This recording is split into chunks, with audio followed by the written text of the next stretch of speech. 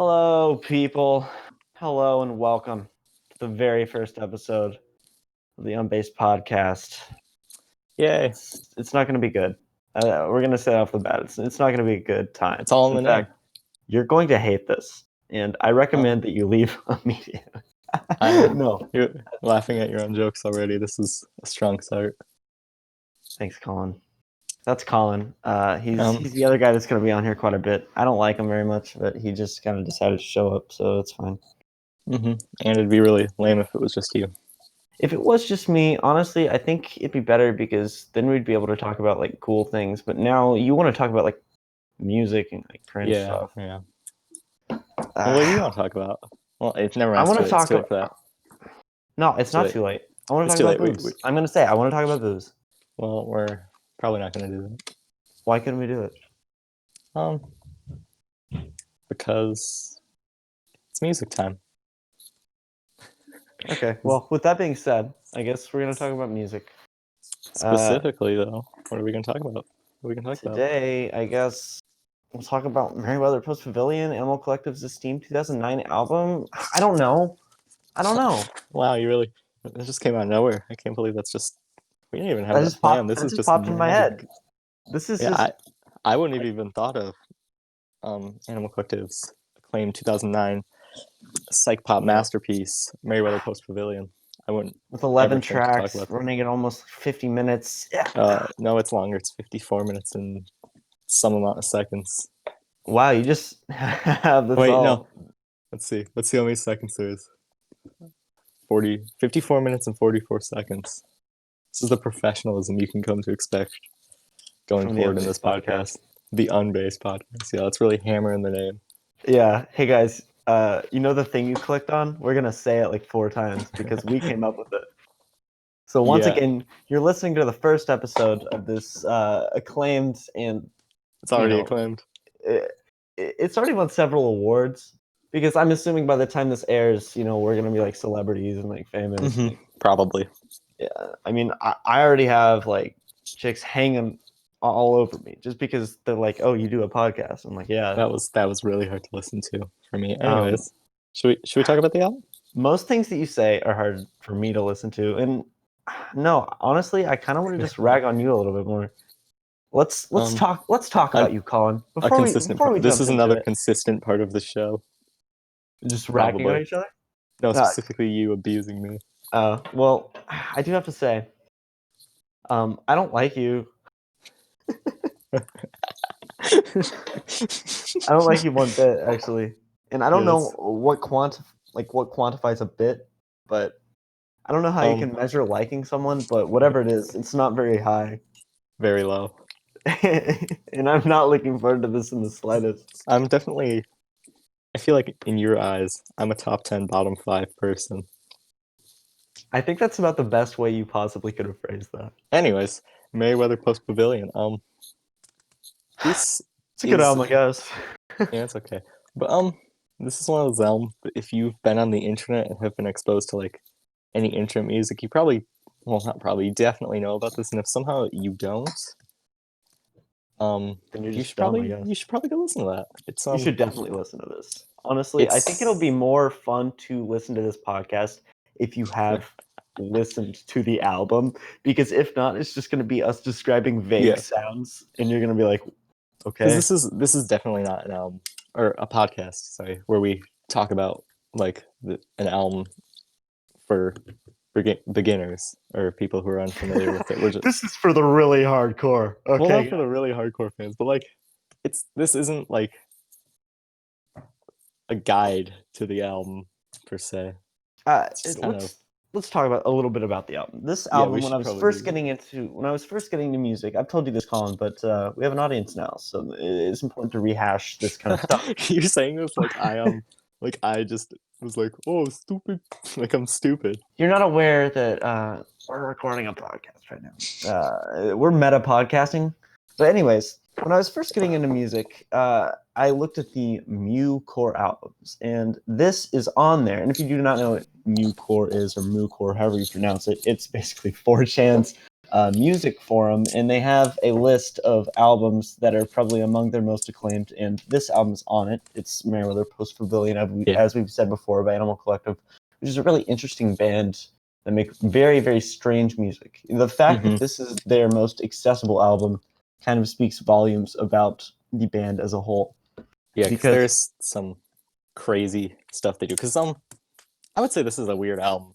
Like, it's definitely a weird album. When I first listened to it, like I said, I hadn't listened to much music, and when I first put it on, I was like, "That is the strangest thing I've ever heard. What is that band?" And like, you think about it now, because I've been so desensitized to it based on like just other random weird music, and even their catalog. Because this is definitely like, it's not the least weird, because they went on to make some really boring kind of psych pop albums in the 2010s, but I think this is their perfect balance of accessibility and still making very forward-thinking pop music. This album was actually made by 3 dudes, because this is Animal Collective is a collective, which means that they have like 4? Well, yeah, they have 4 members altogether, but since it's a collective, it's not like a fluid like group. Yeah, it switches. Like the debut albums, 2 members. I'll list them all now just so we can. So Avitair and Panda Bear, those are, I don't want to say the 2 most important members, but they're the 2 most involved and kind of. They've been there from the beginning. Yeah, they're the originators of this group, and there's Geologist who I think he was there before Deacon. Yeah, I think they met him. I can't say New for York. certain, but just take our word for it. He does, like, I did say those 2 were pretty important, but or the most important, but he does add a certain like sonic quality. Yeah, he adds a very good sonic quality. A lot of textures and stuff. Definitely, he's a lot of the more of the electronic Animal Collective albums, which Merriweather is probably the ultimate electronic. That's Geologist doing. Whereas Deacon, who is he does nothing on this album. He is not even on this album. It's only I don't even know what Geologist. his role is in the band per se. He plays. I think he's guitarist. And yeah, which is why this album, guitar isn't at the forefront as much. I mean, like, there's some albums, like, some songs that have a little bit, but it's definitely more synth-oriented, which is Geologist. Yeah, it's synth and sample-oriented, mainly. And it works really well. Amazing. It's really... Because, like, seriously, sometimes you don't know what you're hearing. It's just like, this is where we're going to start sounding stupid. It's like, whoosh, whoosh. It's just very... It's true, though. There's just a lot of strange, like... There's a lot of weird, like, audio clips and sound bites that are played throughout this. And you get used to them. Like, the more you listen to them, the more, like... Just like with any piece of music, you know, like, this is coming. But the first time you listen to this especially, you're like, what the hell is going on? Yeah, I did not really like this album. Weirdly enough, it was so weird to me on the first listen, yet I found it underwhelming. Because I didn't really take in the time to just let it wash over me and, like, let the textures really sink in. Because this album, if you haven't listened to it yet, and for some reason you're still listening to this podcast, I would say that if you don't really... I don't want to say get it, but if you don't really like it on first listen, force yourself to like it. It's one of those things where you have to listen multiple times to really digest what you're hearing. That's honestly all of Animal Collective for me. And ANCO, which is their abbreviated name. That's what the fans call them. That's what the true fans call them. But anyways, Animal Collective, they have a lot of albums like that. Especially for me, they're a top 3 band. They're one of my, like, 3 favorite bands. The Grant core bands, because my name is Grant. I don't think I've said this before, but my name is Grant and that's Collin. But anyways, I love this band with all of my heart. But almost every single one of their albums that I listened to, when I put it on for the first time, I was like, oh, that's okay. Yeah, it's always weird. Like, you're always floored in a sense, but also underwhelmed in a sense on the first listen of an Animal Collective album. And I think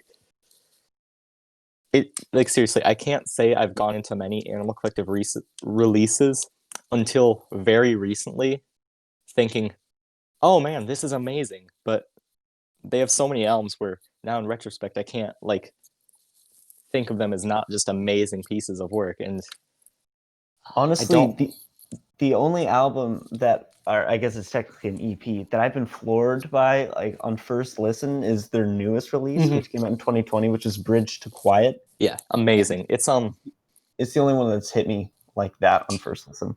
And if you haven't heard this or haven't heard that EP and you like Merriweather and you like the textures of that, listen to Bridge of Quiet. It is full of texture. It is, I don't want to say it's an ambient album, but it's kind of, it's got that sonic quality. That sounds pretentious, but the production on it and everything kind of lends itself to that realm while also being classic Anko. Yeah, it's great. Anyways, maybe we can probably get into this album now. We're gonna, the format of this podcast, and unless it doesn't work out, which I think it will, we're gonna go track by track whenever we go over an album and kind of just discuss what we like, and if for some reason dislike anything, we're just gonna go over. Wow, that was a horrible sentence. I'm sorry about that. Anyways, we're just gonna go track by track, say what we like, say what we dislike, just kind of talk about it. We're going to do about an album, a podcast, and if you guys want us to do a particular album, just let us know in the comments below or whatever. And we'll maybe, I don't know where we're putting this yet. But anyways, yeah, let's get into it. So, first track, In the Flowers. Perfect album opener. This is how you open an album, how you set a mood or a vibe, if you will. I honestly, genuinely believe this is one of my favorite openers of all time, and it may be the best opener of all time. It's definitely up there for me. It's just top 5. Immediately as it starts, you're hit with like these swelling textures already, and it took me even a long time, like just to show how like texturally insane it is. There's this like hidden part. I'm not going to reveal what it is, but there's this hidden part in the beginning where it's just this really distorted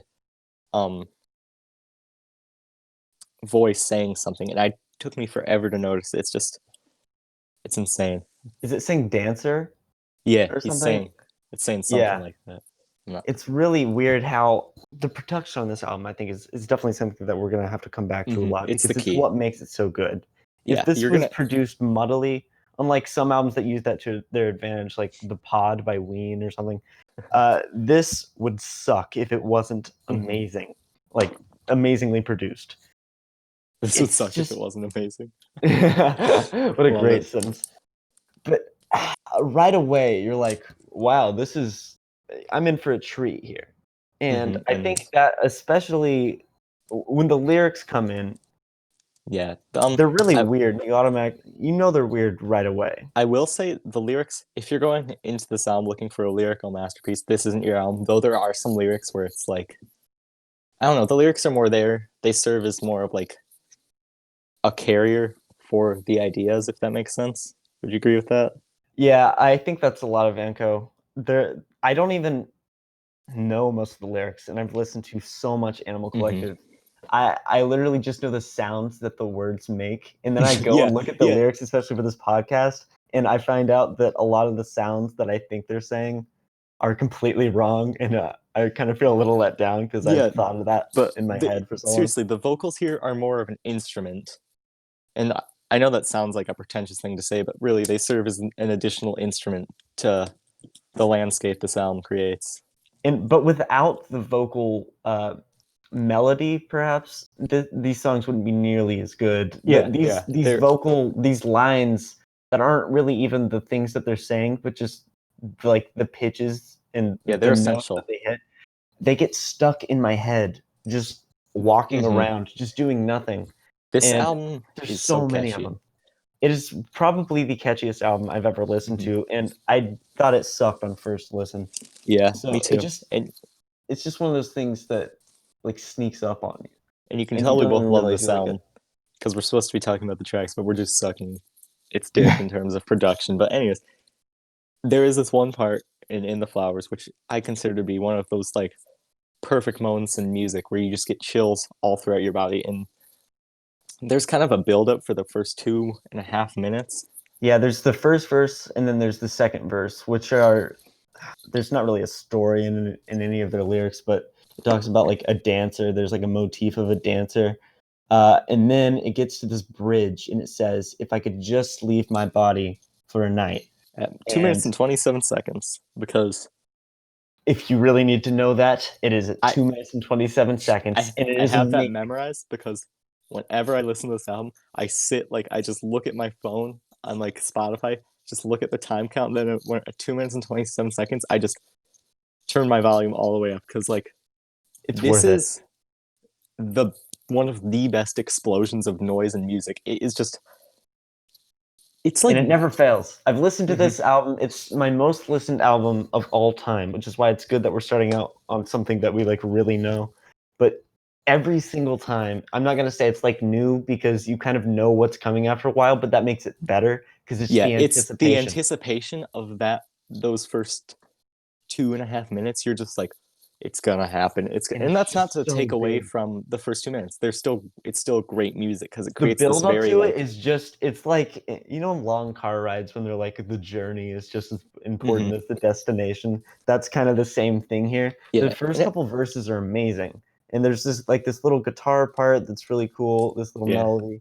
one of the There's few a lot of uses of things. like prominent guitar on this album, and it's just very pretty. It feels almost dreamy in a sense. Like That's if anytime there is guitar used. And there is on one of the later songs, I think it's not No More Running or something. I can't remember, but we'll get to it. it's really spacey and dreamy, and it doesn't really sound like a guitar. It's like dream pop kind of. Mm-hmm. It It's just very sounds Beach more like a House-esque. synth. Yeah, actually, I Beach House would and s- Animal Collective are. I'm not gonna say like they're both from Baltimore, which is yeah. interesting, but they I both kind I of have vibes like that. I will say if you like Beach House, I would recommend checking out this album, even though it's not dream pop. They're not necessarily stylistically similar. I just I get a lot of the same type of enjoyment out of like say Bloom by Beach House, which we should cover in an episode. We should cover that soon. Um, Yeah, I get I it's completely get that. this like Kind of the same vibes. hmm yeah, but that's just a perfect opener. It doesn't really die down after that climax. It just I guess it does. It dies down right at the end, but it's just so And like but then it goes into the next song, which is which kind of I My think this is Girls. probably the most well-known Animal Collective song. Oh, it's their most popular song by far. I think the second one is Fireworks, and then unfortunately Floridata or something. Which is a Uh, song we will never talk about, yeah, we really except don't for like when that we song. talk about it. But we will never give that song any respect We because won't we give it the both light of day. hate that song. It's the worst Animal Collective song. But anyways, it's not about Florida. This song, this podcast, this part in the podcast is about My Girls, and that part is completely deserved because this is an amazing song. This is a perfect pop song. It's And that's exactly what it is. It's the most accessible, but it's really good. the chorus is amazing. It's just such a like a lot of this album has this almost blissful like just really happy feel, but this song kind of exemplifies that perfectly. It kind of has the same vibe as like the last song. I mean, that vibe is consistent throughout the entire album, I think. Mm-hmm. But it kind of amplifies it to probably the most broad appeal in one Mm-hmm. song that I can have, which is why it was one of the singles, along with like Brother Sport, I think. Was Summertime Clothes a single? I think it was My Girl's Summertime Clothes and Brother Sport, yeah. Because Summertime Clothes, yeah, those were the three singles. Summertime Clothes, which we will get to, another Amazing perfect song pop as song. well. But anyways, this song it starts off pretty slow. I used to think this song was boring. This was my first introduction to Animal Collective. This song, I was like, Yeah. this is so boring. It It's kind of seems plodding. repetitive on first listen. Like I've showed it to people and they're like, it's just the same thing. Yeah. But to be honest, and this is a lot of Animal Collective, and I know I keep saying that, but that's just their whole thing. It kind of seems like a chant, and you just kind of have to let it like Wash over drown you and over just you. like And it just the lyrics, especially on this, it seems like a chant that first verse, and that percussion too just adds to it. And there's amazing percussion throughout the entire album. um Panda Bear is one of my favorite percussionists of all time. He is just It's phenomenal. yeah, yeah. If you want to see probably the best example of his drumming, and I think he might be my favorite drummer which is saying a lot because Rush is one of my favorite bands of all time, and you're white. Neil Peart, because I'm a white nerdy teenage boy. But Neil Peart is amazing, and I would put Panda Bear up there with him just in terms of not maybe He's just so technical like skill, but he's just able to make these weird sounds that are just so unique to him. on some of their albums, which I don't want to distract from this sound because this is the focus, but on some of their albums, he really feels like a jazz drummer. Yeah, but it's like intense. Mm-hmm. And it's just so loud and powerful and completely suits their style. There wouldn't be an Animal Collective without Panda Bear. And that same thing could be said for AV Terror, which is the other key member. I don't want to say key because Geologist, especially on this album, is extremely and big. on this song. Yes. The synths on this song are perfect. Like the synths just continue throughout, and it's just, man, it's perfect. It's hard to describe how good it is. There's the first verse, obviously, which is, I said, it's like a chant. Then the second verse, kind of like the same chant, but it kind of changes up it a little bit, and then it moves into that, changes it up instrumentally. It moves into that chorus, man. That explosive chorus, and there's this part where it's just like, it's just so layered and textured. I can't sing this song praise enough. We could probably talk about this song for like 30 minutes, just like. And we wouldn't get anywhere because we're just like, man, this song is amazing. Because this song is amazing, and it's so good that like the chorus has become a meme. And yeah, I've seen it a lot. Well, not like mainstream. The lyrics, yeah, like, the lyrics of it, which don't make any sense. That's just a testament to how nothing about it makes sense. This is a sound album. It's not a lyric album because. There's this the part where lyrics he says, themselves are, I don't mean to seem like I care about material things like a social status. I just want 4 walls and Adobe slats for my girls. And to this day, no one knows what an Adobe slat is. I think they've just made it up, but it sounds so cool. It sounds awesome. And there's no other band like that, in my opinion, that can just honestly turn gibberish, unless you count like Cocteau Twins or something. But like, a completely different vibe, and God, it's just so powerful. We're all over the place. We picked a good album to start with because we were just like, oh my god. But I honestly feel like anybody could be like this if you just give it like enough the light time of day. If you keep coming back to it.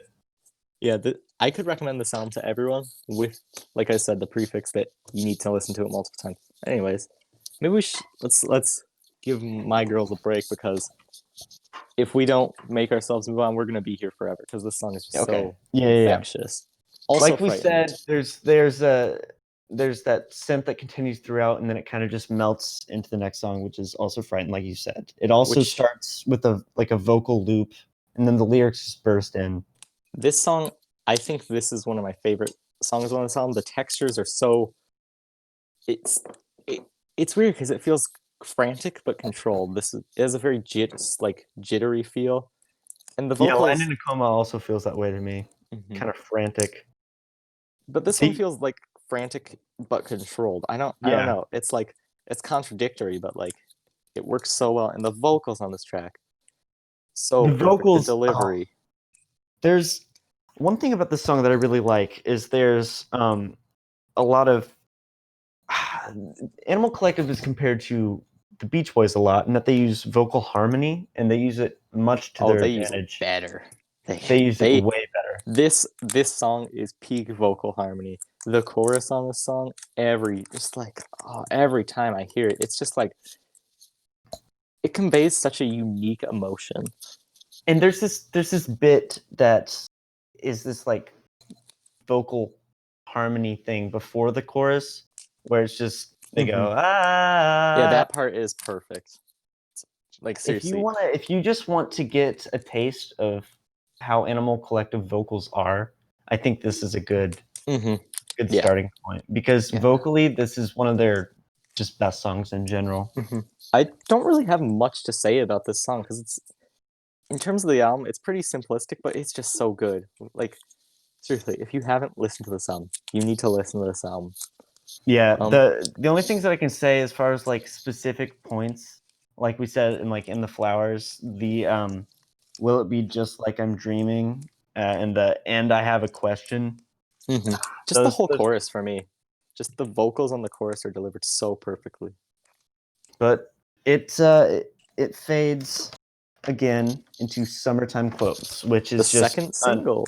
yes, the second single and totally deserving of being a single because Because it is I don't want to say fantastic. it's My Girl's Part 2, but it has the same energy. It's got the same infectious appeal. It's just, A lot this of song my makes me friends that happy. I've a lot of my friends that I've had listen to this album, they say "Summertime Clothes" is their favorite song, which I Yeah. completely get.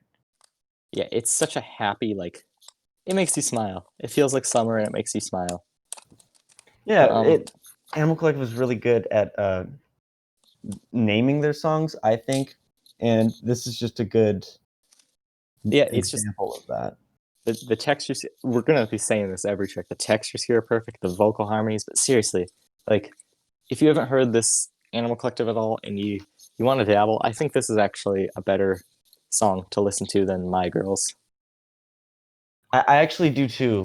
Let's just talk about the actual instrumental content. It starts again with they like to start it with like loops or sound clips, and this one Yeah, starts with the sound clip of like children like playing or something, and then the synth it just bursts. comes in so hard. It's the hardest one yet, and the drums match that energy. And it's not even the climax because it gets crazier. This song, it's just, You need to I don't listen to even it. know. It's just like, it's, I like, it's weird because this album, it is beautiful, but it's in a very like artificial, not artificial sense because it's a super genuine feeling album, but I don't know. It's just got this like, It's got an aura around it. it looks like, it feels like the album cover. The album cover is A perfect perfect for the song. encapsulation of it. The Which we sound. haven't even talked about the album cover, but I think we We'll do will that. We later. can do that after the track list because I love the album cover, but I don't really have much more to say about Summertime Clothes. It's just kind of, it does what it does so effectively. And like, as you go forward in the album, it kind of does become more of a like melting like river of sound. But these first couple of tracks, they are very like their own Hard. cohesive piece that like just perfect pop Stand on song. their own. Yeah, But and it's interesting to me that the first two singles are within the first four songs, and then Home there's gonna Nirvana. be six songs in between the last single, which is Brother Sport, and the last song on the album. But Daily Routine. Daily Routine. It starts Um, with this beeping kind of thing, which I've always thought reminds me of a sounds like laundromat. it reminds me of like a pinball machine, and I've always Oh said yeah, this. yeah. It kind of sounds like it's just bouncing around there, and it's like energy that's just like Then like waiting these to escape. jittery like flutters of noise just hit Eh, you out of nowhere. and then it just keeps on. It gets faster, and And then then it just like, yeah, like I said, these fluttering like jittery like just, they're like butterflies of noise that fly out of like the center of the song. God, I sound so ridiculous, but that's really what it is. That's really like, I think the best thing I can. if you've listened to this album a lot, you'll know exactly what we mean. But if You you start to haven't, we're say gonna stupid sound things so about this stupid. album. But dude, I cannot praise it enough, and I can't praise this song enough.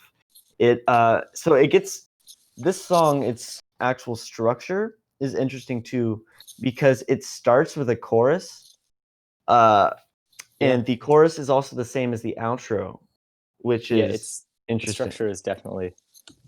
I don't even think about it, but like, because like It just works so well. I've never taken note of that structure, but it is very strange. It's just, and it's a pop song. It's a really good, like, catchy They're pop all song. pop songs. I Yeah. mean, this it's weird because it's so weird, but I would consider them all pop songs, but not pop in the traditional sense, just pop in that they're like Going for happy some and well fun. produced and like honestly, if you want good vibes, this is my go-to album. Yeah, But it's it's such a just specific vibe. But you'll know what I'm talking about. Bluish, the sex song. Bluish is it is the It's sex song. I actually wrote that in my notes. I wrote sex song by it. It starts. This is the song I was thinking of. It starts. This is another song with guitar in it. It starts with a little guitar thing, but it doesn't even seem like guitar as yeah, much as like it the feels like synth. a vocal almost. Yeah, it feels like a weird vocally synth kind of thing going on. Oh, but one with the synth and the drums hit.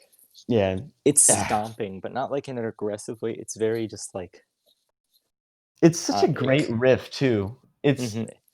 I don't even know And how to the the technical vocal term for it. effects. God, we're all over this place. But seriously, this album is all over the place, and just like how like much is going on. It just swirls around your head. But this song, like, it's really, it's so far I consider It's got a this. good riff. It's like the prettiest song so far, I'd say. Which is funny because the lyrics, I do want to talk about the lyrical content. It is Yeah. so horny. It is so fucking horny. The first line is I'm getting lost in your curls. I'm drawing pictures on your skin so soft it twirls. And it just keeps on going. Yeah, it's just it I don't even know if they were because like I feel like it's not necessarily like the sound is juxtaposed with the lyrics. I think it's just a very wholesome portrayal of a Yes, I sexual agree. relationship, and it's It's really not pretty. like it's not like opposites where it's like a Yeah, it's sweet not song and it's dirty. about like It's not a hardcore dirty sex. song. It's about like sex in like the most wholesome light Intimate. possible. It's a Just very like intimate, happy. passionate song. And this is one of those songs that like if you're making like a playlist for your girlfriend or something, I would put this in there. And I actually have done that, which is why I bring that up. And it just works. That's so cool, Grant. So awesome. I actually I have a girlfriend. I just have to have to bring up the You have fact to really just like. I have a girlfriend, guys. But it's just a sweet song. I guess it fades out again after the Yeah. outro, which is the same as the chorus, and you kind of forget that the lyrics. Or Yeah, wait, it no, just. that's yeah, never mind. Well, you do forget the lyrics. Like, if you don't notice the lyrics, the sound and vocal effects just kind of wash over you. This is one of those songs where you just kind of just like you put on some headphones, you lay down, and you just let the song just You like just let it wash take over you, take over you for 5 minutes or so. which is another way that it's similar to Beach House, in my opinion, because it just kind of Yeah, the if you vibe like Beach House, encapsulates everything. you'd probably like the song. This is So I guess after that, it fades out, and then it goes into Guy's Eyes, which is which the another second horny track. song, Very horny chunk. the jerk off Except this song. one's about jerking off. Yeah. So it starts with a synth loop, which as you can see, it's very very popular. But I can't even describe how different all of these songs are while maintaining the same level of like Just the like same vibe. consistency. It's got a vibe. It's Got a got good I don't want to consistent say vibe. I don't want The to say vibes are vibe too much, on. but the vibes are on this, especially this song too, which is funny because it's about jerking off. I guess they put the horny songs next to each other, but the first lyric after that synth loop, it just hits you, and the lyric just The isn't going chorus. here. Yeah, it This actually song is the chorus. this song is only chorus, I believe. I think it's just Yeah, it's it's chorus, break, chorus. chorus. Yep. And there's so much vocal layering on this song. Like with Panda Bear, Yeah, it's man. crazy. If you really like the vocal layering, especially from Panda Bear on this song, I would recommend Panda Bear's Person pitch? Person Pitch, which is probably the most acclaimed solo album of Hmm. any And Animal Collective that member, did but it precede really this, utilizes and it. you can tell. Panda Yeah, Bear it's Panda Person Bear Pitch, but better. I would yeah, but they're still different. I'd say that one's a little murkier, like I don't want to say swampy, but I don't know. It has a warmer feel, and not like warmer in an emotional sense, but like a literal like. It feels like hotter. Yeah, which I don't want to say Sounds this album stupid, feels but cold. No, this album just it feels again like the album cover. But yeah, I think yeah, this is a pretty panda driven project, and this song really just kind of puts that at the forefront. there's some really good moments on here though, especially like the break, which there's only two parts in the song. It's the chorus, the break, chorus, but the break is just saying "need her" over and over again. Mm-hmm. And it works so well.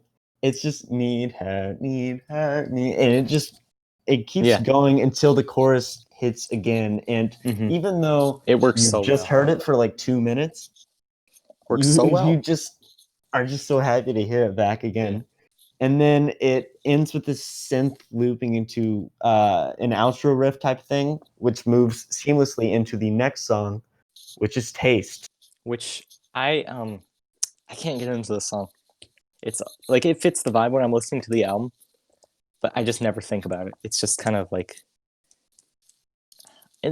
it's. I'm not trying to say it's not unique, but it feels like the least standout track to me.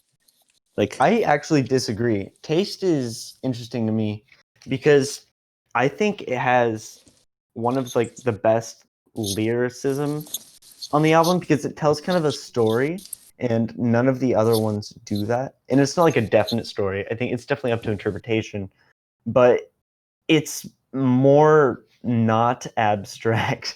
What a great way to phrase it. But less abstract would be. yes, it's less abstract and it kind of contemplates. It's like you're thinking. The first line is, "Am I really all the things that are outside of me? Would I complete myself without the things I like around?" And it's like Hashtag contemplative, high thoughts. which is what this entire album is. But But this song really just exemplifies that. Like, whoa, dude! Not in a cringy or stupid way. It's just like I don't know. it's just kind This of funny, Yeah, honestly. I'm honestly, as we talk about this song's growing on me because, like I've said, I believe I said this throughout the podcast so far, but lyrics are not the focus of the sound, but this song, the I feel like the lyrics aren't the focus, but the mood he creates with the lyrics are the focus, which is The if that mood makes here any is really sense. good too. Mm-hmm. Because I mean, really, it's good throughout, but I think that you're downplaying how, yeah, especially on the chorus, which is the outro as well, how it that "Am I really all the things that are outside that of I me" think repeated. that It's is an it's one of the essential best lyric moments for on the this album. song because it For makes this it an album, even. introspective. Yeah, it makes it like yeah. Honestly, this song is growing on me. You did it, Fogel.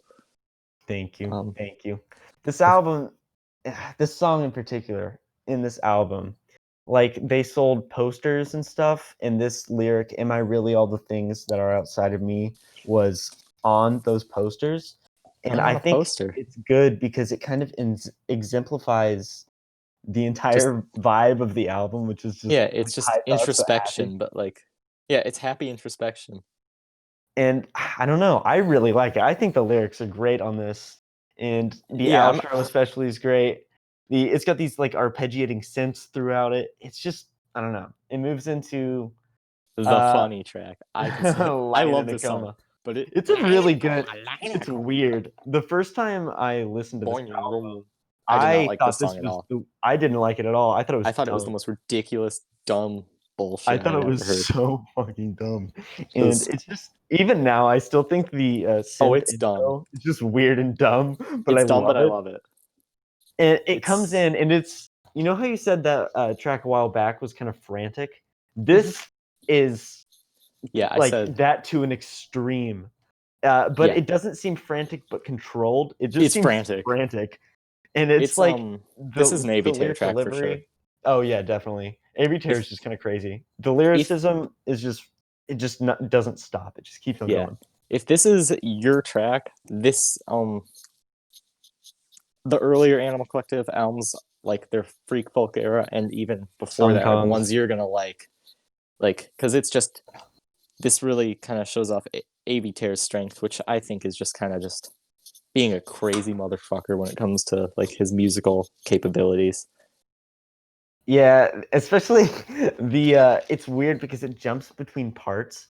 The Yeah, like the verse is really fast and then it goes in the chorus, which is the wilderness up in my head. The wilderness up in my head. This wilderness needs to get right out of my clothes and get into my bedroom.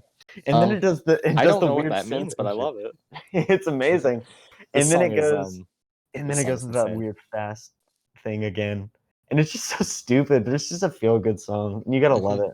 Yeah, I like this is one like yeah, this song it's so over the top and ridiculous, but like I It I can't also hate it. it has one of my favorite moments on the entire album when it's got that swelling, the "Please don't leave me," Oh, that things part that's kind of that feel creepy. good. No, I think it's good, dude. I like It's it, but it's creepy. It's one Maybe of the maybe I might be the maybe you're just dumb. I think you're just a stupid person. um But yeah, you know what? Let's take a break from talking about music real quick. I think that assessment is pretty fair. I think you just suck. Just Yeah, I think in general we should just get that right off the bat. yeah, You I'm one of just the suck. You're a loser. yeah. Okay. I mean, we are I talking think about Animal Collective. I'm I've had just as enough. much of a loser. I've had enough of this. You've had enough. We got to go I've had back. enough. You can't Okay. handle it. You can't handle it. Right after All right, Lion no and more Coma, running. we get a cooldown. This No is more the running. slowest song on the album, and And it is. I don't want to say it, but this is my least favorite song on the album. And it's a great song. Yeah, it's just it's It's slower, like you said. It's got more piano and bass, like less electronic elements. And it's just the same part continued for 4.5 minutes, which is good because it feels like an interlude to the song that comes up. Are we just gonna let's just jump into Honestly, Brother Sport. there's Not much nothing to talk else to about. say about No More Running. It's the I was same like, part. damn, we didn't really go over, but Brother Sport is Brother this is Sport, how it's you end an worse. album. This is the third single, and it completely makes Open sense. up your It's this, it's kind of the culmination of the mood. Because I'm really glad it ends on this and not No More Running because oh god, that would have been the worst. I love the song to death, but it would not have made It would have been the album a lot worse. But I honestly Mhm. think the track listing, like Is order, perfect. is perfect. Yeah. I wouldn't want No More Running in any other place. I wouldn't want anything in any other place. Yeah. They just did a really good job with that as a whole. Everything's in its right place. But I made a Radiohead joke. why the Radiohead joke? But yeah, we'll talk Brother about Radiohead Sport. sometime. Yeah, we need to talk. They're an important band. But okay, Brother Sport. The first, it's got like this, and then it goes into. It does do that. It goes down. Open up, and then it goes into this like weird like chanting thing, which is open up your throats, which is actually even as happy as the song is about depression. Yeah, and opening up your throat is a lot of people misinterpret this song about incest, though, about an incestuous relationship between brothers. Which makes sense because it's called open Brother up your Sport. throat, brother. Talks about their dad being gone. And no, if you look at the that's lyrical not what it's content of this about. album, you kind of get it. But it's really about I think Panda Bear said at the time of writing this track, his brother was just in a tough place, and it's just written for him, which it makes it really sweet. But a lot of people It's really misinterpret the funny, meaning. especially on Genius. We talked about this we before we started because it goes. His brother's name's Matt, and at the end of like every verse, it's like open up your throat, Matt.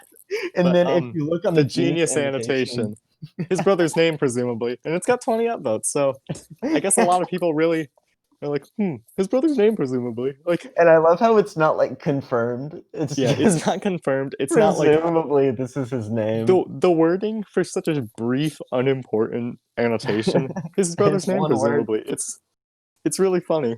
It's just really funny. And every time you see Matt on Genius, like on this song specifically, it says it. His brother's name presumably. It's like 12 times, and for each time it says Matt, they've added an annotation that says his brother's name presumably. Like you didn't get it the first 8 times that it was said. Like the last 4 verses, there's not a single other annotation other than his brother's name. I also like to think that if you're going on Genius to look at the lyrics of this song, one thing you're really, really honing in on is, Matt? Who's that? Not the fact that he could be having incest with his brother. Yeah. But no, that is not what it's about. This is a really uplifting song. It's a great way to end an album. I'm on Genius annotation right now, so I might as well read it. It says the lyrics are open up your throat and let all of that time go. I know it sucks that daddy's done, but try to think of what you want. You've got to open up your throat. And it says, in energy healing, when someone bottles up pain during depression or after the death of a loved one, which their father died, oftentimes they lose their motivation to speak, create, or actively participate in family or social life. So I think it's saying that he needs to open up his throat and like start to speak, even though his dad died, and it's really hard. Yeah, it's seriously a really great way to end this album, which kind of I didn't even really think about it until we started talking about it. There's a lot of introspection, and I feel like a lot of the themes of this album are just about love and self-care, and this is the perfect way to end It that. makes you feel good listening to this album. It never fails to make me feel good, and I've heard it so many times. This is such an uplift if you're feeling bad. It's lifts you even higher if you're feeling good, and not saying that we condone the uses of drugs or any recreational substances, but if you live in an area where you can marijuana is legalized, I would highly recommend this. Because yes, smoke yourself some marijuanas. Oh, God, I sound like such a loser. But, yeah, lay down, put your headphones on, and just let the world of this album absorb you. Sorry. And speaking of that, like kind of the album cover.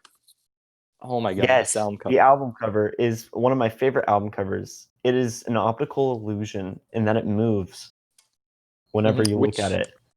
One, adds to the psychedelic feel of the album, but two, even without the moving, it's got this purple, like spacious backdrop with these green leaf-like things, this pattern that repeats, and it just perfectly. It sounds like the album. This shade of green, this purple. It's just. It's my two favorite colors too, which is, well, that shade of green not necessarily, but I really like purple and green. Purple and green. That has nothing to do with anything. But like, you know what? Just in case you guys want to know, but like, if you really, I don't know, care. I can't speak enough about. I don't want to say how much the album cover adds to it, but I just love it does. looking at it. This is one of those, like, my philosophy is like, good album cover makes a good album better. Bad album cover doesn't affect a good album, and like good album cover doesn't make a bad album better. Bad album cover makes a bad album worse. It's just kind of it just heightens everything, but it doesn't detract if it's bad. It kind of gives you, because even though this album is very like all over the place, not in like a scattered way, it's very concise, but this album kind of like the cover pinpoints the vision of this album perfectly. Like whoever designed this did a fantastic job. Like, props to the designer. I have no clue, but they did a really good job. You deserve recognition. You can see we do lots of research for this show. I just listened to the album again. That's enough. Yeah, I listened to it 3 times today.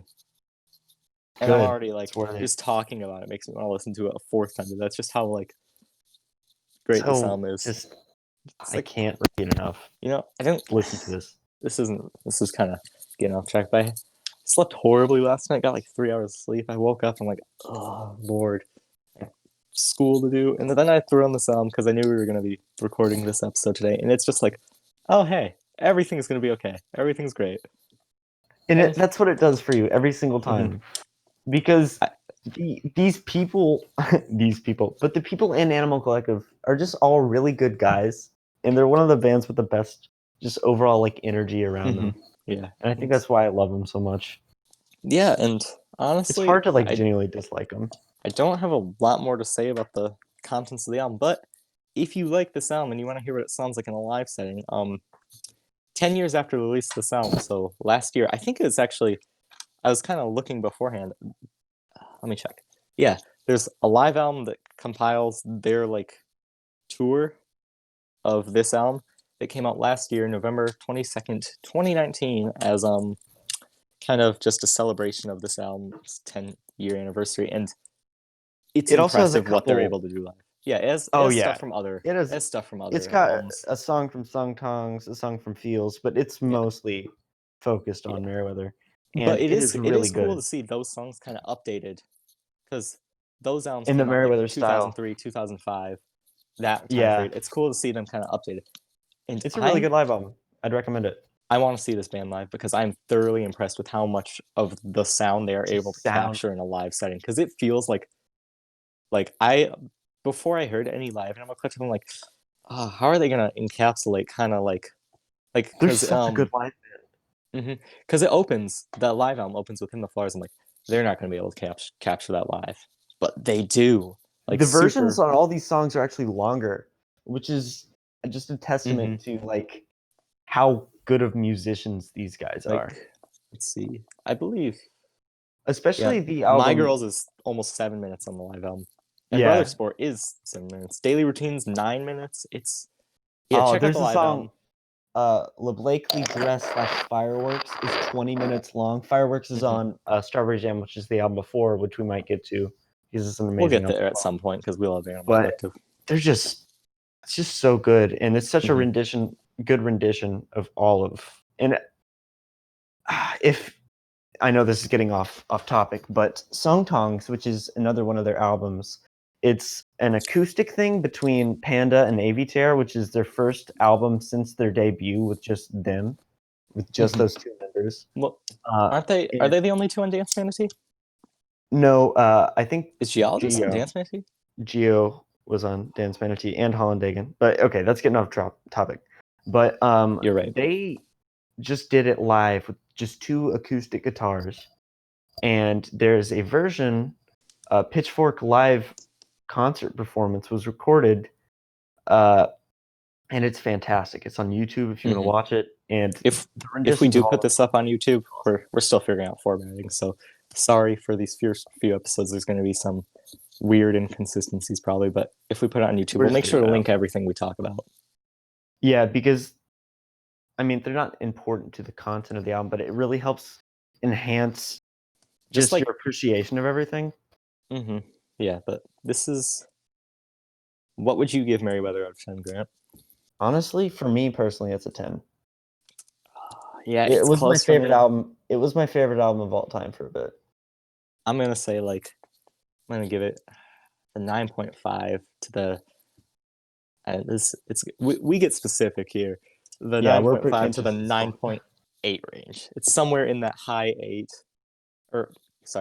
that mid to high 9 range. I don't know if I want to give it a 10, but it is definitely a high 9 to me, like a 9.9 or a 9.10. Like it's as close to being 9.10. 9.9. My God. Because the only thing that honestly that's holding it back is No More Running kind of drags a little bit, but I still love it. That's fair. And I don't know. It's still awesome. I don't even know if anything is really holding it back. It's just that other albums are better. Oh yeah. Seriously, I don't as a statement, as an artistic piece, the only this thing is amazing. It is really, really good. But it's not like the best album of all time good, you know what I'm saying? I wouldn't even say it's Animal Collective's best statement. I'm not going to say what it is because we're going to get to it at some point. Yeah, but I agree with you. I don't think it's their best album, but it's my favorite as far as enjoyability. Yeah, this is their most enjoyable album. But it's not their best. It's a great statement. Like, you look, I don't know, after listening to it and kind of feeling it as a statement, you look at that album cover and it just has that album cover where you're just like, okay, they set out to say these things and they said them with this piece of art. And they really accomplished it. And there's not a single song on here that I don't love with absolutely all of my heart. Even No More Running, I think, is an amazing song. And on many albums, sometimes it just doesn't click. On many albums, though, it would be among my favorites up there. Yeah, that's Animal Collective's Merriweather Post Pavilion. Listen to it, you little slut. Oh my God, you said, ooh, yikes. But yeah, that's kind of, I think in general, this is kind of the format we're going for with this podcast. This is the first episode, so bear with us for any inconsistencies or stylistic just oddities. And we're kind of going to force our way into the next segment here. Yeah. We want to establish. So we have 2 things we're going for. We're on our Instagrams, or specifically on Grant's Instagram. He has asked, he has put a question tab. I sound like an old person talking about social media, but he put a question tab for followers to ask questions. And I think at some point we should probably make an Instagram account for this podcast. I want it to be its own thing because I have an Instagram music page. It's Black Shitty after the band Black Midi. BLACKSHIDI. If you're listening to this, you probably already follow me. But anyway, especially this first episode. yeah. Same with But if you're here from the beginning, like first 2 weeks after we upload this, I just want to say I appreciate you. Yeah, immensely. I appreciate you if you watched our live stream, which inspired this. We had a live stream a few days ago. So I appreciate everyone who watched that and donated to this charity that we selected. You want to talk about how you selected this charity? God, we're getting off topic, but talk about it. So we did a live stream, like we said, and it was on Sunday night, and we were like, let's see if we can do a live stream. And there's this thing on Instagram on a live stream where you can donate to a charity. And I thought it'd be funny because, you know what's funny? Weezer, if I could look up Weezer in the list of charities that you could donate to. And there's this one nonprofit from Chicago called Weezer's Warriors, which is this dog. It's the most wholesome thing. It is the most wholesome thing. It's a dog nonprofit. It's a rescue that seeks to save canine lives and improve human ones by finding homes for homeless dogs, with the individuals looking to improve their mental health and well-being through the benefits of the human-animal bond. And we raised, to brag, we raised... Well, we didn't. For that. We didn't do shit. I am so thankful. I'm not going to shut them out because I don't know how comfortable people are with that, so leave it out for now. But I'm so thankful to those. Like, I think we got 6 donations, and we got $48. We expected nothing. Yeah, we expected, like, Weezer at joke. most, like, $2 or something. But but we got $48, and just thank you guys so much for that. Yeah. If you're listening, you probably know about the live stream, because I can't imagine anyone would actually find this on their own. Yeah. This early on. Like, if you're listening to this when we posted, you probably saw us say something about the live stream. But later on, if you're listening to this retroactively, know that we had a live stream on Instagram, and it kind of kicked off us wanting to do a podcast. Anyways, sorry about that random detour. Do you want to do the questions first? Or do you want to talk about I need to explain. I asked some questions on my Instagram account about the podcast and just music in general, and I think they're a batch of good questions that I think we could answer. There's this one. You want to go through all of them? Well, there wasn't that many. There was, I think, 4 or 5 that I would want to respond to. But the one that I think that we could cover the most, not broadly, but like talk about it with the most precision or whatever, because we've talked about this in the past, is what is our opinion on number scores? Do they, in our opinion, do they diminish or add artistic value to a piece of art? And that is a great question, because we did score these albums, so you can obviously tell it's something we use and think is a valid form. I don't think it detracts from the artistic experience. I wouldn't necessarily say it adds to it. It just kind of quantifies your opinions in a very brief, blunt way. Yeah, I've heard arguments against it, that people don't actually have anything to say about the album, and they're just like 7.8. But if you think talking about all of the aspects of a particular album, and you've talked about all the things you like and you dislike about it, and then you want to compare it in some sort of way to things that you've heard in the past, the best way to do this is numerically. And that's not to say that, like, if you gave something a 7, that's a bad score. Everybody has their own subjective things, and that's why you shouldn't worry if someone else gives something a bad score, because music is subjective, like comedy or like anything else. And it's just it helps them better understand their understanding of an album, or like where they place it.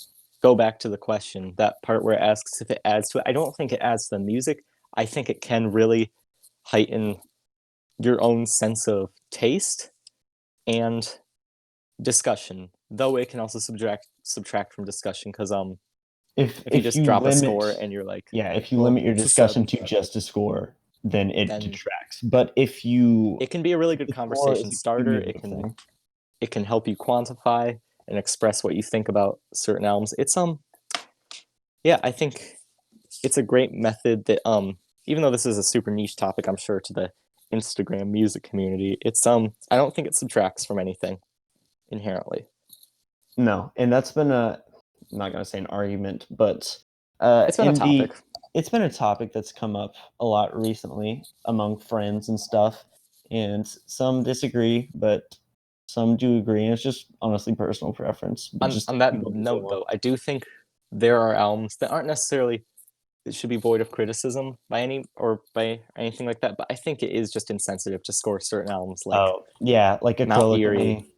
Yeah, A Yeah, Crow Look at Me, because that album. If you're unaware, it's a diary. it's a diary about Phil Elverum, who is the main guy Artist in Mount behind Erie, and microphones. microphones. He is the guy. He is the only guy. It's like Tame Impala. It's a one man band. Don't compare him to Tame Impala. I I know know. It's that just it's not in an artistic sense, It's but oh my lord, oh my gosh. Yeah, I know.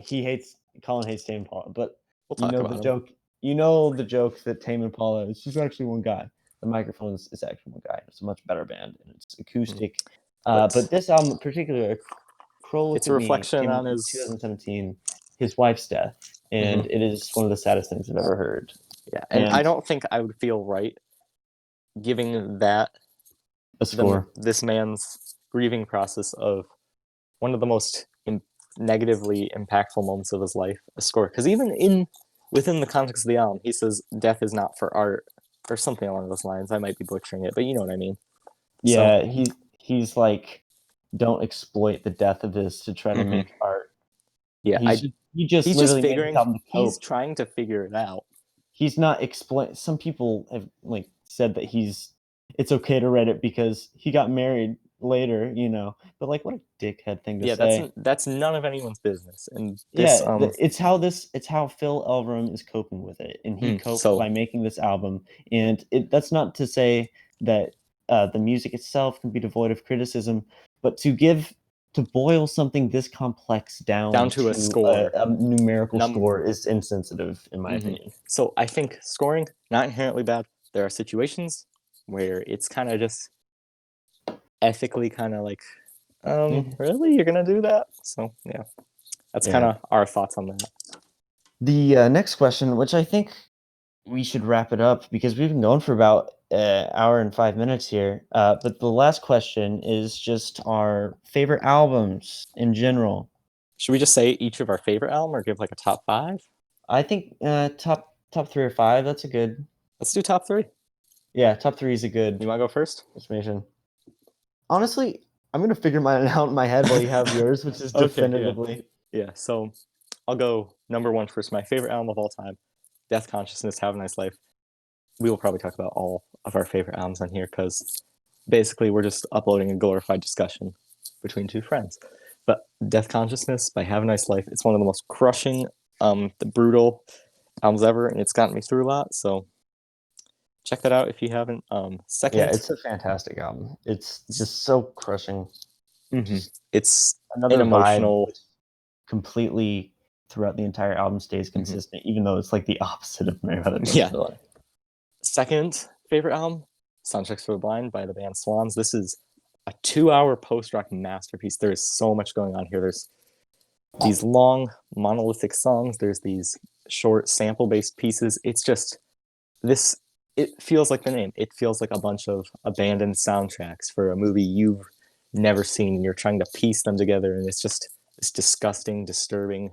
Yeah, there's some things on there that honestly, when I hear it, it like disturbs me to my core because it's like humans, it's like the epitome of like all that's wrong with like humanity, but which is kind of artistic. The overarching idea of Swans. But I think this is where it's captured the best. I know a lot of people will say To Be Kind's better, and I do love To Be Kind, as Swans are my favorite band. But this album is, oh my god, it's a fantastic album. And number 3 is, this one's a lot low-key. I don't know. It's Benji by Sun Kill Moon. Yeah, number 3 is inconsistent, but right now it's Benji by Sun Kill Moon. There's been a lot of controversy regarding Mark Kozlek. He is not a dude I really respect at this point. But No, he's not a good guy. his But music has been such an integral part of my personal life and just kind of introspection for quite a while, long before these accusations came out. And I'm not saying that justifies me glorifying him or anything. I'm just trying to explain why these albums are so yeah, important I to me. mean, But this well, album, they've made an emotional connection amongst yourself that you Mhm. can separate from the artist yeah, themselves. and this album, I've connected to it very deeply because it's basically about his life in the Midwest. And as someone who has lived in the Midwest for all my life, I can really attach myself to a lot of these situations. And being at the age I am, which Mark Kozlak, he was like 40 something when he wrote and put out this album. He kind of reflects back on the points in his life where I am now, and it's just kind of, I don't want to say it's a guide, but it feels very like, I don't know, it feels like I have a friend in the album. Yeah, I can definitely see that. It's one of those albums that just seems like it's, even though it's dealing with such a tough subject matter, It's comforting. It's weirdly comforting. Yeah, And and it's just fantastic musically. Every song, I think, one of my favorite songs of all time, one of the most well composed songs of all time, is on is that it Ben's album. My Friend? Is it the last song? No, not Ben's My Friend. No, that's a. I watched the film. The song Oh remains the yeah, same. if you, it's kind of, that's a song about his whole life, and it's reminiscent of Phil Elverum's most recent project, The Microphones in 2020, which we will get to. We will get to Benji and The Microphones in 2020 because Yeah, they're I'm both actually going to talk very. about the microphones in 2020 pretty soon because I still put it in my top 3. Oh, sorry, I shouldn't. I should have waited. Sorry. I can't You believe you. No, want- but I yeah, like how we just had a very like probably the most personal thing we've had on this podcast. Then we just get to Jesus, Colin, you fucked it Jesus, up. Colin, fucking hell. You But want to go? yeah, I will. Yeah, You I don't got three have albums. my top 3 is not as definitive as Colin's is. Well, I'm I just kind of better at being a music as person. a person, yeah, as just a person in general. But Colin spends a lot of time as a topster, Which, and is to honestly clarify, good for you. is it's a chart compiling. It's a chart compiling. You can Favorite put albums. albums or music on it. The way I spend a lot of time on this. This is gonna sound pathetic, but I'm just really passionate about kind of finding who I am as a person, and my taste kind of exemplifies that. That was cheesy, but so it has my top No, it's 100 good. albums on it, and I'm You very, work on it a lot. yeah. It's kind of just like if I have an open moment, I'll kind of just update it. But I'm very particular about my music taste and just what is where. So that's why I'm able to like super easily quantify what is where and stuff And that's because I'm kind why of obsessive with it. talking about rating and scores, it kind of helps us at least like quantify how an album makes us feel. Yeah, we should In the definitely do an lyrical episode where score. we cover some of our favorite albums. Just Yeah, I mean, we've that's already way talked ahead of about us right now, but like I yeah, think that'd be a but good idea. if I had to say my top 3,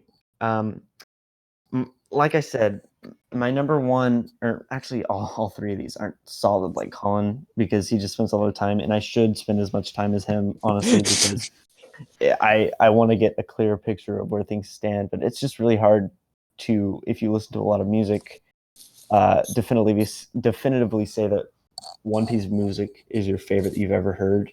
But if I had to say, and I've been thinking about this a lot recently, my favorite album, or one that means more to me than anything, is probably Yankee Hotel Foxtrot by Wilco. And I think that's because I've been listening to this album before I even got into music, just on my own. It's It was such a good probably album. one of the first albums that I heard that like my dad didn't recommend me or like put on when I Yeah, was yeah, I little. know that feel. That's And it it has just has just a that special special quality. connection, and it's still just, even without that, it just stands on its own. It's just an amazing piece of music. I like that album a lot because like it's not like Merriweather at all, but like Merriweather, it's just kind of its own world. Like you transport into it for a little bit, and God, that album it has so many complex emotional themes on it. It's a Yeah, great as an album. emotional album, it's just I haven't gotten sick of it yet, and It also has the I don't song see it "Heavy Metal happening. Drummer," which is I love that bop song so much. gets stuck in my head every time I hear it. I sincerely miss those heavy. Okay, but second album. If I had to pick, and it's really hard for me to say because I've only heard it twice, and I know that sounds insane, but it's But because it's one of those albums you don't put on very often. Because every single time, both times I've just bawled my eyes out. Especially the first time, it was the most intense connection I've had with a piece of music in my life, or really any artistic statement in my life. I just feel like I was about to cry, but I just had something in my throat. It's Microphones in 2020 by Phil Elverum. And the Microphones. This is the first Microphones released in 17 years. And it it's really it's a 45-minute long song about his entire life. one thing I will add, make sure you watch the video with it that's on YouTube on his channel. Yes, it wouldn't Don't really just be listen to it. It's a great piece of music. I'm not trying to downplay it, but the video just adds this like it may, ethereal atmosphere. mhm. And Just just like makes it feel comforting like and like it nostalgic. feels lived in, this album. Like, and it makes me want to get I still haven't gotten a camera, but this album made me want to get a camera because it makes you It's feel basically the music video, if I can explain it. It's hard to explain the feeling that it gives off, but it's it's nostalgic. it's like, think of Phil Elverum took a whole bunch of, like, I don't know, they weren't Polaroids, were they? They're just like pictures from Yeah, they're throughout like his printed life. out pictures from throughout his entire life, and on every like beat of the guitar, he puts a new picture down, and And, it's 700 like 90 something pictures throughout the entire and it's just 45-minute like long song. all these pictures feel so trivial yet so huge at the same time. It's Yeah, beautiful. This and they is work together to create this atmosphere and this feeling that I've never gotten with anything ever. it's beautiful. Voice crack right there. Yeah, I it's really beautiful. I've been meaning to get it on vinyl, but I really like I would get it more Without on the vinyl just video, to support Phil. yeah, because without the video, it's not nearly as much of an artistic statement. Yeah. So But third, if I had to say, and this is where it gets really hard, but third right now is The Lonesome Crowd West by Modest Mouse. And this is a really interesting album to me because it was one of the albums that I first got into, like, heavily, other than like Radiohead. And so different. yeah, it's so different. And it's because my friend recommended it to me.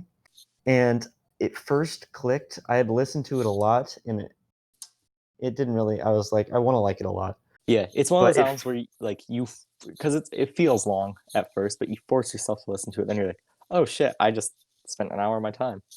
yeah, and And when it hit me, it just every it's like single a song bus. has gotten stuck in my head for an extended Mhm. period amount of time. And every single song is amazing, and I love it with my entire being. Mhm. And Grant actually probably back in March. God, feels like forever ago. You kind of got me. Kind of. I won't say you forced me into Modest Mouse, but you really like because I went from thinking they were just like, whatever, they're okay, to now Lonesome Crown West. I love this album, and I have Grant to thank for that, so it's cool. I love you too, bud. Oh, okay. And with yeah, we should probably stop. But Got one with more that, segment. oh yeah, the weekly Yeah, playlist. playlist. So we're doing this thing where do you want me to explain it or do you want to explain it? Yeah, you can explain it. I've been talking a lot. Okay. So we're gonna start this thing. We'll link it. It's gonna be on Grant's Spotify. We're each gonna contribute 5 songs of what we've been listening to this 10-song playlist. We're gonna change it every week, probably with the airing of a new episode, and we're just hopefully people check it out. If not, whatever. It's kind of for us at that It's point. fine. I mean, fuck It's you, just, but like, I'm just kidding. but Funny. yeah, it's just we're just gonna do that fun little thing. And we're gonna So update it each week. And if for whatever reason you want to know what we've been listening to, we're going to just put in what we've really been feeling and that week. not this episode, but I think we'll from in later episodes, probably starting next week's episode, we'll kind of explain our choices. But Yeah. I this guess in this we're one, because we're running out of time, we'll just say the ones that we have put on it and maybe a brief explanation. yeah. So For this one, we kind of instead of going over more of what we've been into recently, we just kind of comprised a big or not big what? playlist, but a 10-song playlist that kind of just represents our tastes pretty well. Yeah, and it. The You want to go first over your 5 songs songs, first? the first side, yeah, because technically the first 5 songs is my side, and then the second 5 songs are Colin's side, and it's about an hour-long playlist. But I the think this first one is song, 52 minutes right now. yeah. I think my side's 30 minutes and yours is 22 because you're a little It's bitch, but 'cause- it's whatever. The first song on there is from the album Murmur by REM, and it's the opener because it's just a really good opener. And it's Radio Free Europe. Dun, dun, Nobody's dun, gonna get why I did that if they dun. haven't heard the song. So it's just me hitting my desk. Yeah, that's how the song opens. But yeah, it's just a fantastic opener. And then the next song's Jesus, etc. from my favorite album, or at least what I think is my favorite album at the moment, Yankee Hotel Foxtrot. And then I've been really liking this album or this song a lot over quarantine. Not as much in like the last month, but I'd say Pure Comedy, the album that this next song is from, We'll talk has about this album because there's yeah, a lot going on here. yeah, it's risen to become one of my favorites lyrically. It's one of the best written especially. lyrical albums lyrically. Yeah. Water Gun And Misty, a Chad.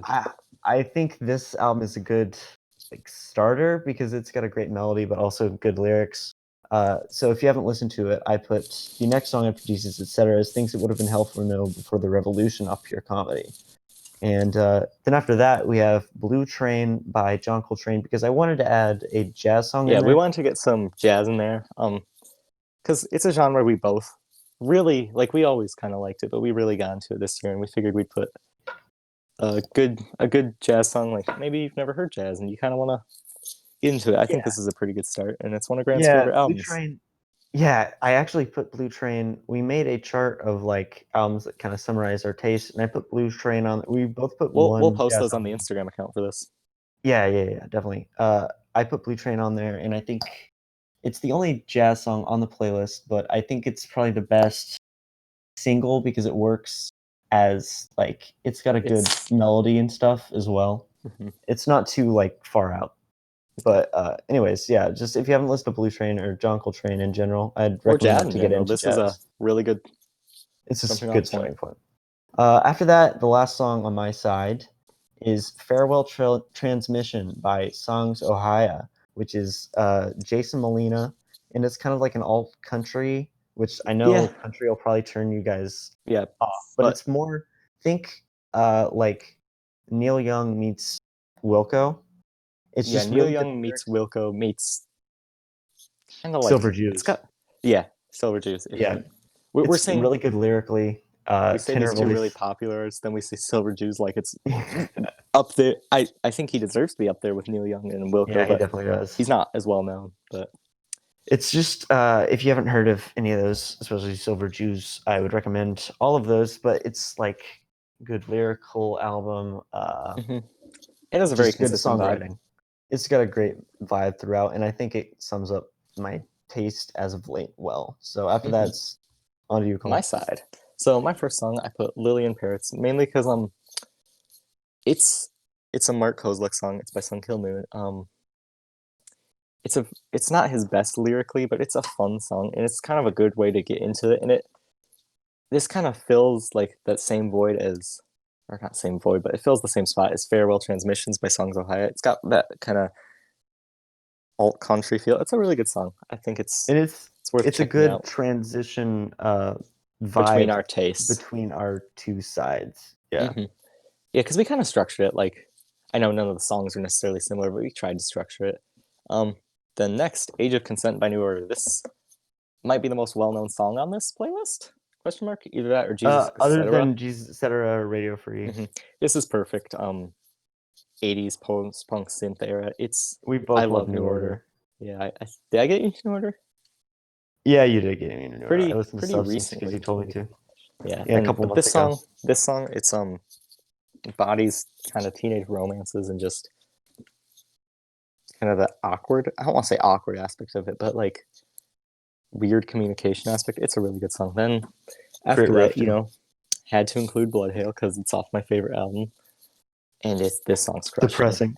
If you haven't heard Death Consciousness, listen to this song first. You will be floored emotionally and just it's great. Then It hits you like a fucking ton of bricks. Like 5 tons of bricks. Then after those bricks are removed off you, you get hit by a bus. Yeah, that's a good example. That and Then- Earth Mover kind of Mhm. both the same But- kind of thing. But I don't want to Yeah. spoil Earth Mover if you haven't heard it. So the next song, I don't know if Grant's heard this one. It's by a band I really like that I don't think it's enough attention, at least No, online, I've is listened to Coil. Coil. This song, Triple Sun. This album, Ape of Naples, which I'd like to talk about at some point because I think it's really good and doesn't get enough attention. Grant, Yeah, I need to I'm going to make you listen to it. I will listen to it. I will get into This album's Coil. production, or Coil's production in general, they are very sparse but effective at what they do. In this song, it has the vocalist John Balance just kind of doing this very weird vocal. He delivers these vocals very weird over this minimalistic electronic piece, and it's super good. Final song, Thank You, live by Fishmans off their final live album. I'm not even going to try to pronounce the Japanese name because I'm an idiot. It's 981228. This is one of my favorite bands. This song makes me happy every time. Fishmans is my go-to happy music. It's good ender too because we started off the two happiest songs are the opener First and and the last. ender. And Yeah, then there's some depressing mush in the middle. yeah. But Thank You is a fantastic live version. Yeah, this song, I think this is a good song to kind of jump into if you're kind of on the fence about music that's not in English lyrically, or I guess just in a language you can't understand, because it's not about the lyrics at all. It's kind of like Merriweather, where the lyrics take a backseat to the overall sound. I love this song. It makes me so happy. So yeah, that's kind of the playlist. We'll update this every week, and yeah, I think that's pretty much all we got for today. Yeah, I think we've been going for quite some time now. If you have any feedback would be sure to let us know. Amazing. We'll probably put this on YouTube, so the comment section on YouTube, we'll have the account set up, the Instagram account. We'll probably link it on YouTube. Yeah, just DM us. So yeah, if it's shit, tell us it's shit. Any feedback is good feedback. I'm sure honestly, it is shit. Just let us know, and I'm happy if you are listening to this bit. I'm happy you came this far, man. Like seriously, really appreciate it. We had lots of fun doing this, and this is, even if it's not well received or if nobody watches it, I'm sure we'll continue doing this because I had a great time doing this. Fun for us. I mean, even though I fucking hate you, it's just it's a fun time. So. Okay. But anyways, see you guys later. Thanks for joining us. Yeah, this was the Unbased podcast, and we had a great time. See you guys next time.